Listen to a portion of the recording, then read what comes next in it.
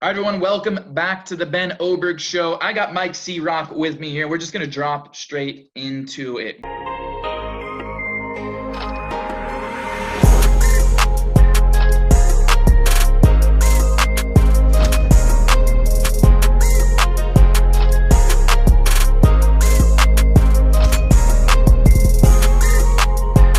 Going from $4 million a month to $32 million a month. For a lot of people, that is just unfathomable. Give us a little bit of a breakdown on that process and how you did that.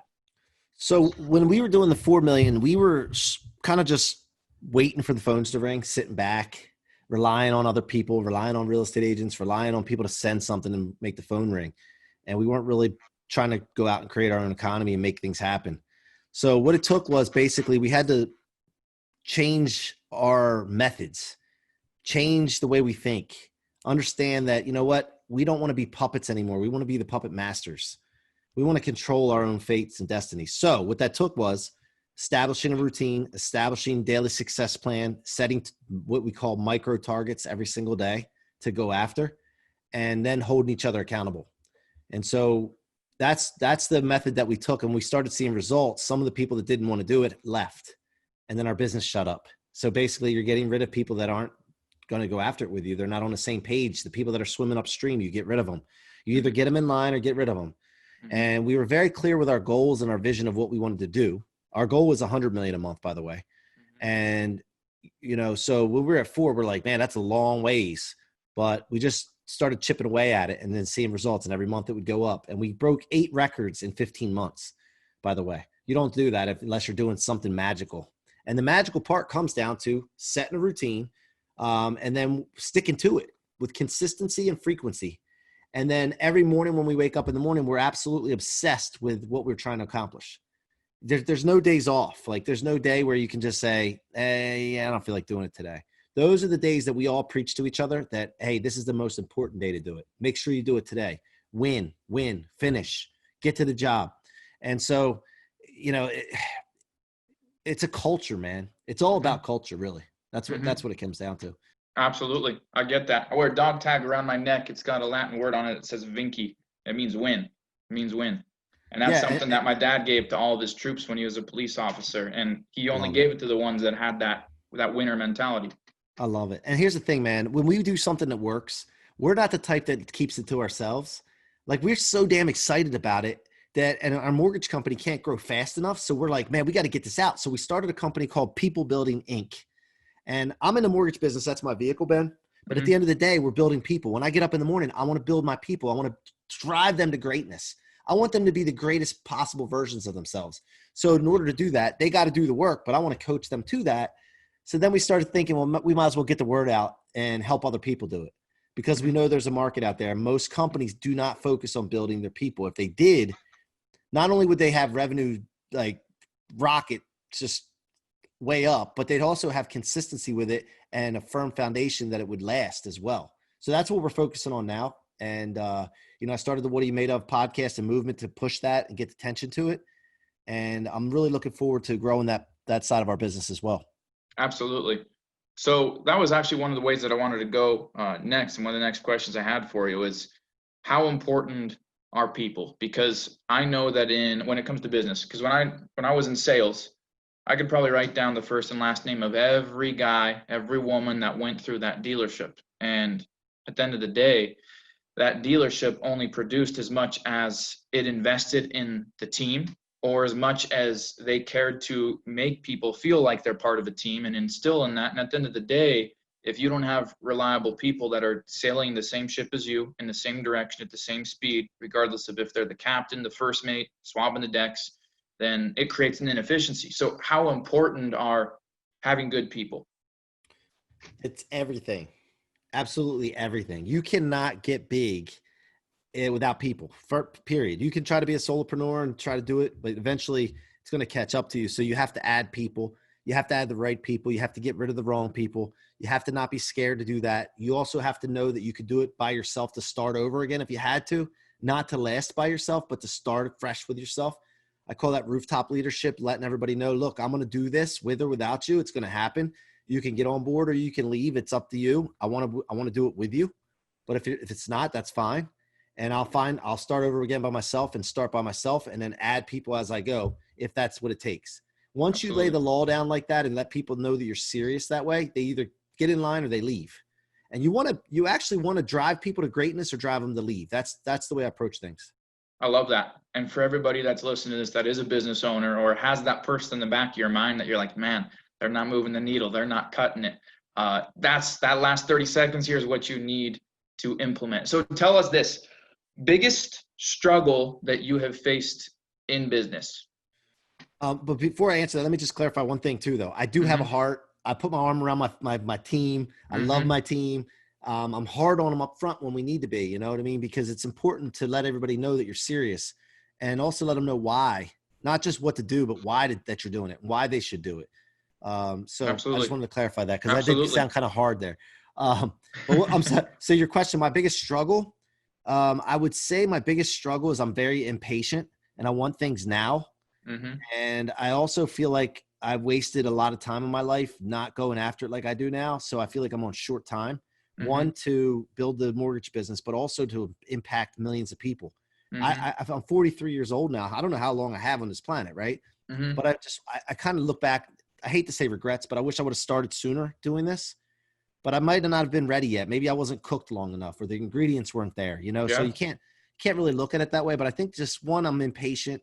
And two, I just feel like I started too late and I feel like I'm on short time right now and I gotta jam things in. So I feel that. And when I got started in the whole entrepreneurship thing, you know what? I look at everything that I've done. I'm only, I turned 27 a couple days ago and I didn't really get into the whole entrepreneurial sort of thing until I was about 19. And I always had sort of that spirit. But I look back at, 19, I was still employed. 22, I was still employed. 23, I left. And I look at, could I have done it sooner? With where I was at that current time, no, I wasn't primed. I didn't have the right ingredients. I didn't have the mindset. I actually had to go through everything that happened to me or that I chose to. I had to go through it to arrive at the point where I actually, deserve the right to own my own business or operate it efficiently. You know what I mean? So I think that, if you stay in your lane, you focus on you and you go all in, you don't hedge, you don't get involved in 10 different things.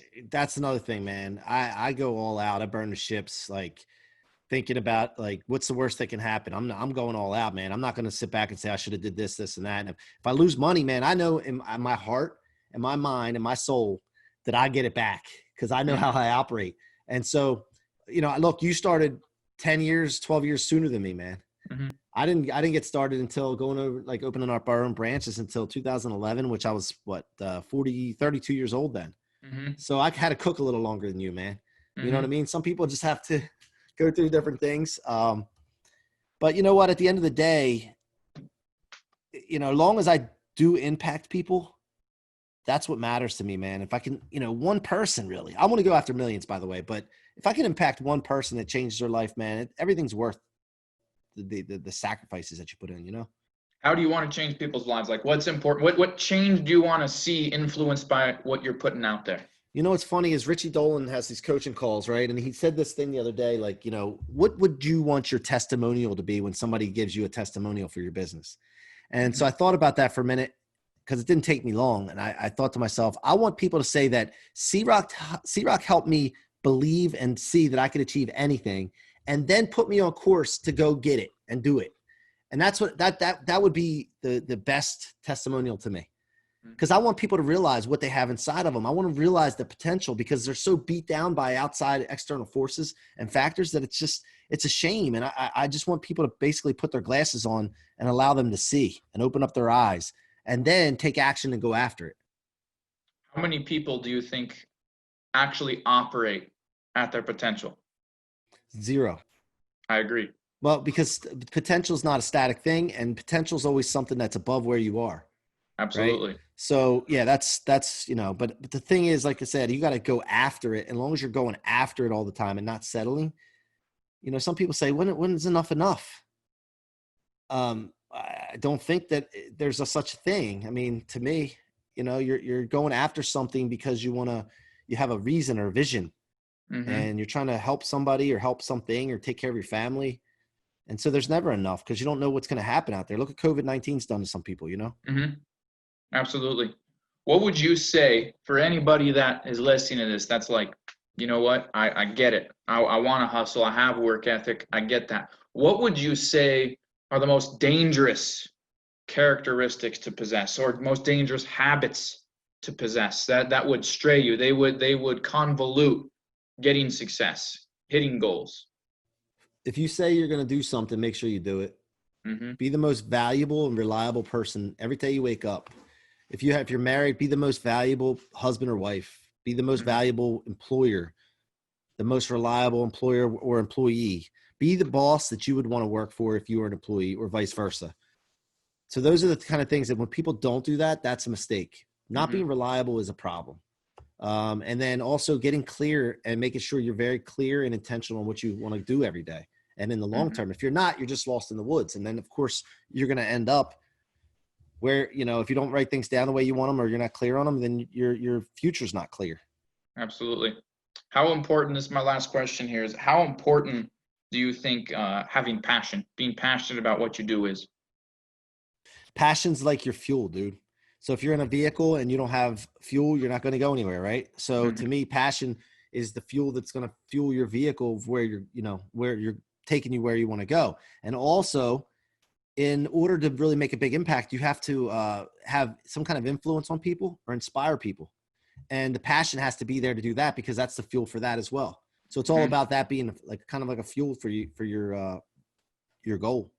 I love it. Guys, it is Mike Ciorrocco here on the Ben Oberg Show. Mike, really appreciate having you on here. It's been an honor and a privilege. Can you please tell everybody listening where they can find you, hit you up, follow you, where they can check out more about what it is that you do? Yeah, my website's the Mike Ciorrocco with no K, themikecroc.com, and also on Instagram at Mikey Ciorrocco with no K, Mikey Ciorrocco with no K. Perfect. I appreciate it, Mike. Thank you so much for being on the Ben Oberg Show. Thanks for having me, Ben.